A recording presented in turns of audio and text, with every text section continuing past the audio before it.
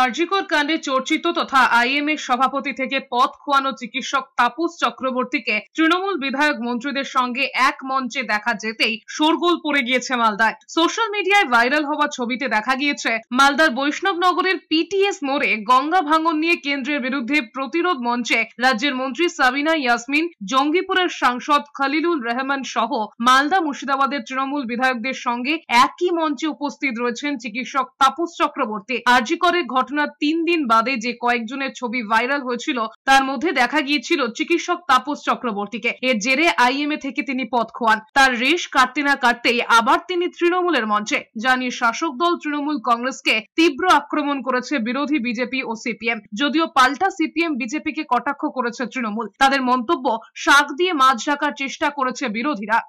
যে ডাক্তারকে তার সংগঠন বহিষ্কার করে সেই ডাক্তারকে তৃণমূল সম্বর্ধিত করে, তারা সঙ্গে করে নিয়ে ঘুরে বেড়ায়।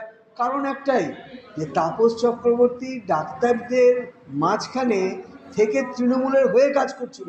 আজকে সেটা তো প্রমাণ করে দিচ্ছে। শুকুর আলী থেকে তপন ঘোষ, সুশান্ত ঘোষ, এই যে কুখ্যাত সমাজবিরোধীরা সিপিএমের মঞ্চ আলোকিত করতেন। আমাদের ভাটপাড়ায় যিনি সাংসদ ভোটে দাঁড়িয়েছিলেন, একবার এই দল একবার ওই দল করছেন। বিজেপির মঞ্চে বাংলায় যেসব কুখ্যাত সমাজবিরোধীরা শোভা পাচ্ছে, তাদের কাছে তৃণমূল কংগ্রেসকে সুশিক্ষা শিখতে হবে না।